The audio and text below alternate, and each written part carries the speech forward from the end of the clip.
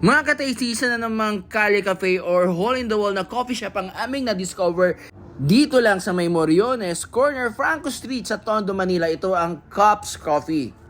Tignan mo naman na itsura ng kanyang store, talaga naman mapapainganyo kang kumain or magkape, di ba? Kasama ang iyong tropa o barkada. So ito na, pasilip sa kanilang menu. Very affordable naman ang kanilang menu, di ba?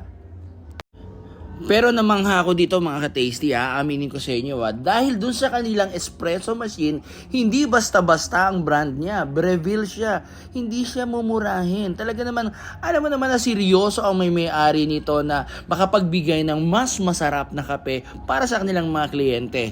At dahil naniniwala na ako na bukod sa masarap na quality beans ang dapat mong bilhin, dapat maganda ang iyong espresso maker. So ayan na, talaga naman siyempre chismoso ako dahil sinisilip ko kung paano nila ginagawa itong mga kape natin. At dahil kasama ko ang aking mga tropa, iba't ibang kape ang aming in-order. Para na sa ganun, syempre matikman natin ang lasa ng bawat isa at malaman natin kung ano ba ang pinakamasarap nilang tinda. Siya nga pala, meron din sila mga pastries na pwede mo rin orderin, isabay mo sa iyong kape na masarap rin naman. Ito na ang aming mga in-order. Iba yan, isa-isa, tinikman talaga namin para malaman natin kung ano sa kanila ang pinakamasarap. At hindi nga ako nabigo dahil masarap ang kanilang kape. Hindi mo akalain na hole in the wall lang siya o yung kape makikita mo sa may kalye, di ba?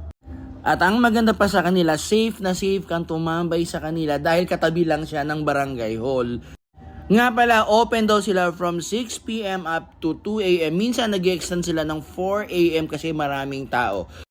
Hindi ka maliligaw dahil napakalapit lang niya dito sa may Angel's Pizza sa Moriones Street, corner Franco Street.